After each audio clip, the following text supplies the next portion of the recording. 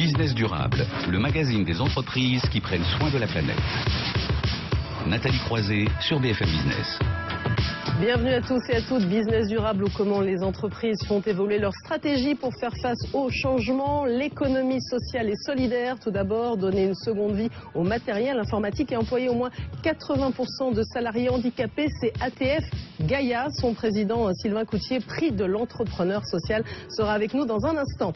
Primagaz s'engage à réduire d'un tiers son impact carbone d'ici 2020. Gros plan sur sa stratégie d'entreprise. Le marché des îles avec GEPS Techno qui propose une production d'énergie renouvelable intégrée dans une structure marine. Enfin, une solution innovante dans le BTP ou comment s'attaquer au béton des fondations en limitant l'empreinte environnementale. C'est la démarche de Recépieux à découvrir à la fin de Business Durable.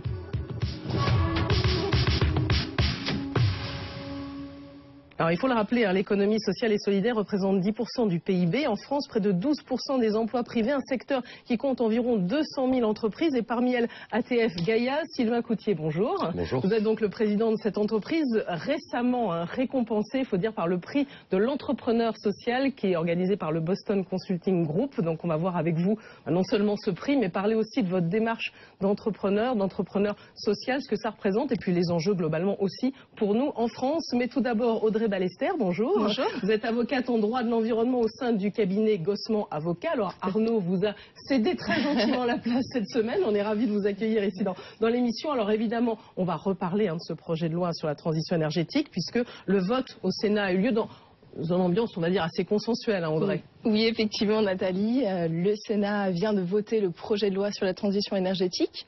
Et je peux également vous confirmer que dans quelques jours, le Sénat et l'Assemblée nationale vont se réunir en comité restreint pour se prononcer donc sur une version définitive de la loi. Donc globalement, le projet de loi traite des sujets attendus, notamment en ce qui concerne l'énergie nucléaire et les énergies renouvelables.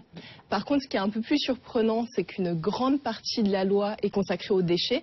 Alors je vais vous donner un exemple qui a été très médiatisé et qui concerne l'interdiction de mise à disposition des sacs plastiques. Une interdiction qui est prévue en 2 phases dans la loi. Donc une première phase à partir du 1er janvier 2016. Alors à partir de l'année prochaine, vous ne pourrez plus trouver de sacs plastiques en vente aux sorties de caisse des grandes surfaces. Et deuxième phase à partir du 1er janvier 2017. Donc là, vous ne pourrez plus du tout trouver de sacs plastiques dans tous les supermarchés. Donc je pense notamment aux rayons fruits et légumes où vous trouvez normalement des sacs plastiques voilà, pour pouvoir transporter vos aliments. Donc voilà, du changement en perspective aussi bien pour les commerçants que pour les consommateurs. Bon, ça c'était très attendu. Et ce qui concerne aussi la rénovation thermique, parce que énergétique dont on parle beaucoup, Audrey. Oui, tout à fait. Alors il faut dire qu'en matière de rénovation énergétique des bâtiments, le Sénat a une attitude assez consensuelle et même allé plus loin que l'Assemblée nationale. Alors je vais vous donner un exemple. Par exemple, le projet de loi tel que voté par l'Assemblée nationale prévoyait la rénovation de 500 000 logements en France. Et bien là, le Sénat a rajouté un objectif de manière à lutter contre la précarité de la performance énergétique de certains foyers les plus modestes et a rajouté un objectif de baisse de moins de 15% donc de la précarité de la performance énergétique de ces bâtiments.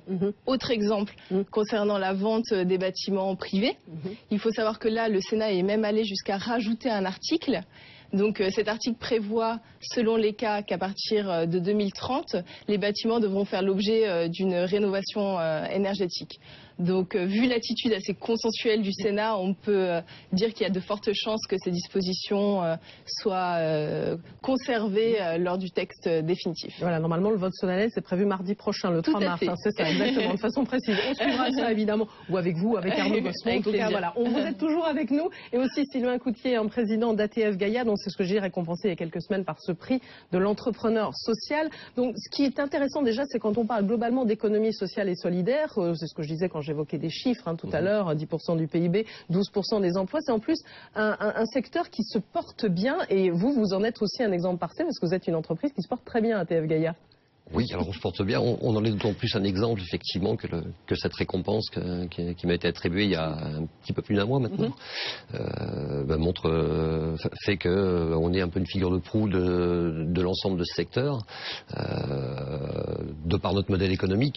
Donc c'est probablement la chose dont je suis le plus fier, c'est de montrer effectivement qu'on peut être une entreprise à part entière, parce que je suis avant tout un entrepreneur, mais donner beaucoup de sens à ce qu'on fait et malgré de la performance, malgré de la croissance, avoir une mission, entre autres pour ce qui nous concerne, une mission sociale très forte, de par notre statut particulier qui est un statut d'entreprise adaptée et qui nous oblige, entre guillemets, à compter 80% de salariés handicapés dans nos effectifs de production. C'est ça, voilà, vous avez ce double aspect. Alors ce prix, je vous l'ai rappelé, a été remis par Frédéric Oudéa, donc le PDG de la Société Générale. Donc double aspect, c'est ce que vous disiez, à la fois un aspect aussi environnemental, puisque vous êtes là en train de reconditionner du matériel informatique, du matériel télécom, et puis aussi l'emploi de ces handicapés. C'est au cœur de votre démarche.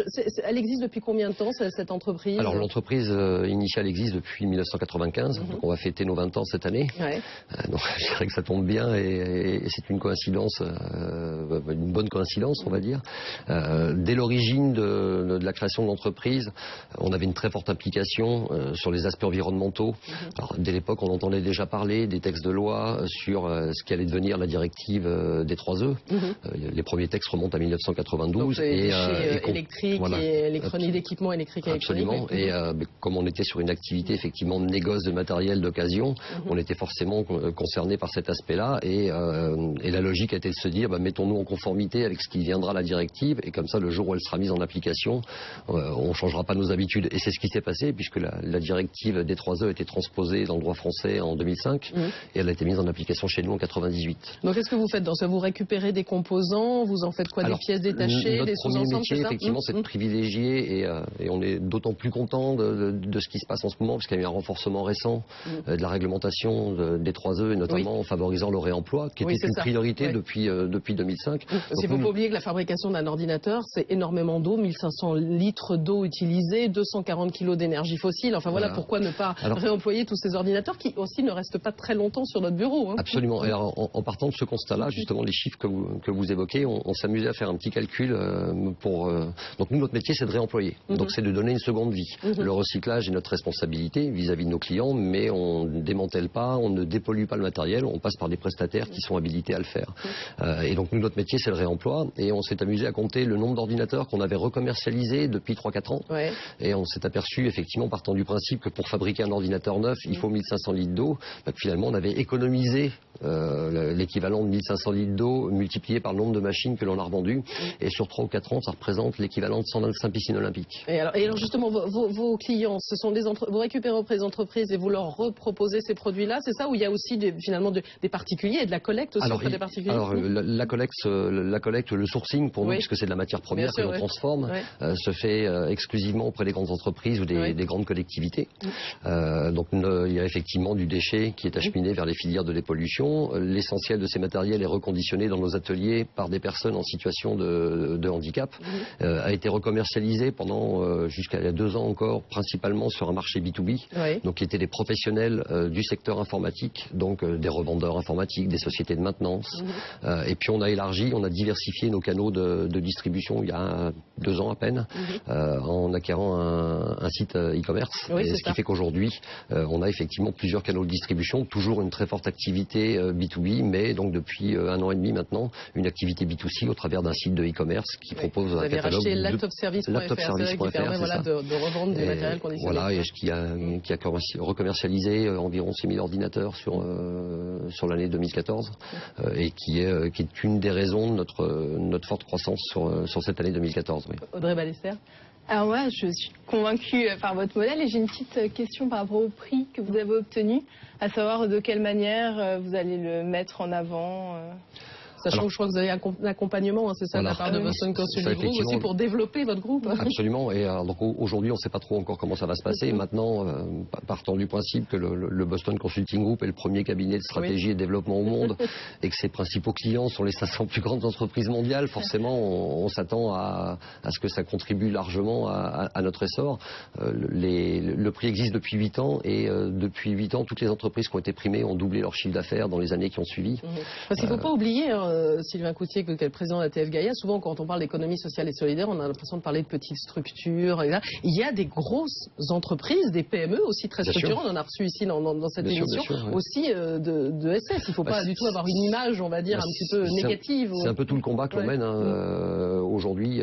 Alors, dans l'économie sociale et solidaire en règle générale, et je veux dire peut-être encore un peu plus, nous dans notre secteur, qui sont les entreprises adaptées, ça représente 700 entreprises en France, c'est plus d'1 milliard d'euros de chiffre d'affaires, c'est 30 000 salariés, dont quasiment 25 000 travailleurs handicapés.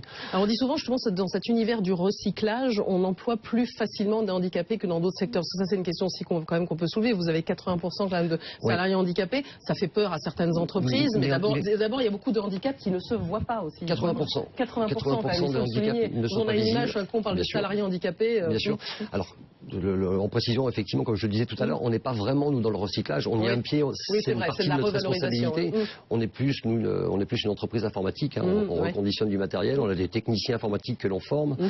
Et effectivement, le combat aujourd'hui que l'on mène, c'est aussi de montrer que les entreprises, et notamment dans le monde du handicap, mais c'est un peu vrai pour l'économie sociale et solidaire, parce qu'on va parler de l'insertion, par exemple, c'est de montrer qu'on n'est pas dans des boulots de précarité, on a une vraie politique de formation et même une mission de formation et des politiques d'innovation en matière de ressources humaines. Je pense qu'ils pourraient servir d'exemple à beaucoup d'entreprises dites classiques.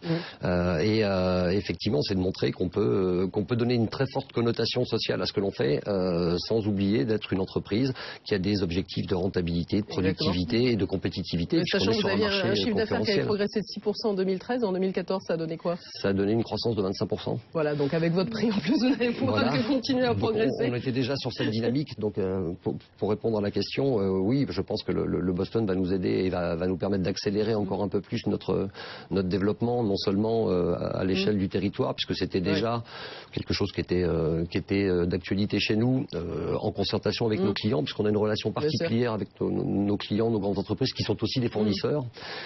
Donc la duplication du modèle, alors ça nous permet effectivement de nous développer, ça va permettre aussi d'accroître notre impact social.